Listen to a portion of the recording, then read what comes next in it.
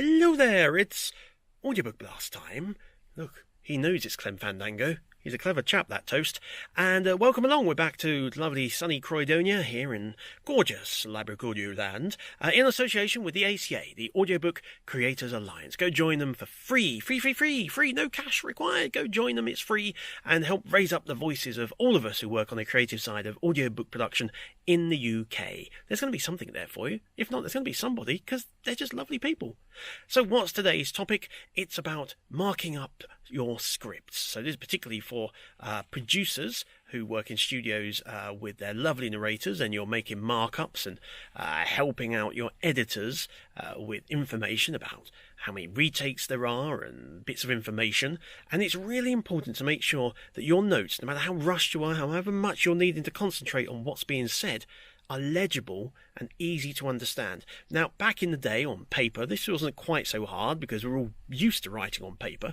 But as we've moved over into this iPad, tablet, markup with Apple pens and Samsung pencils and all that kind of stuff, there's a tendency for things to get a little illegible, shall we say. From an editor's perspective, some stuff comes in and you think, whoa, but I mean, that's a bit messy.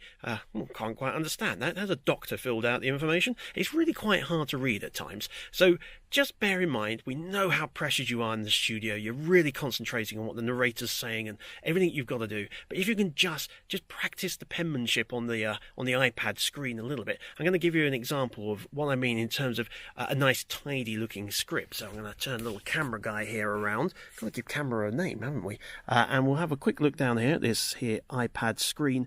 And hopefully you'll be able to see what we're talking about here if I turn them just a little bit more.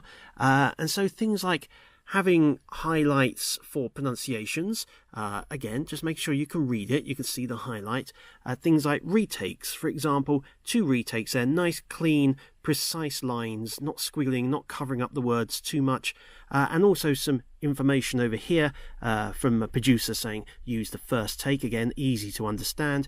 And then there's a fixed split line where this particular file is being recorded in 2 files. This chapter's been done in 2 files, and so it's saying that we're going to start the next one on day 2, but please join up the files. That's for the editor. So really easy to understand, clear, concise, well laid out information, which helps the editor just work that much faster and doesn't have to keep coming back and bugging you and saying, no, not quite sure what that means. Did you mean version 1 or 2 or 3? Just anything you can do just to make things that little bit easier for the editor at the other end. You might be the editor. You might just need to go, what did I mean? Crazy stuff. I've done it for years, and I've had to practice getting a little bit more legible, but hopefully I've got it now. So that's another Audiobook Blast. Hope it helps. Things to think about. And, well, we'll see you very soon. Keep making great audiobooks. See ya!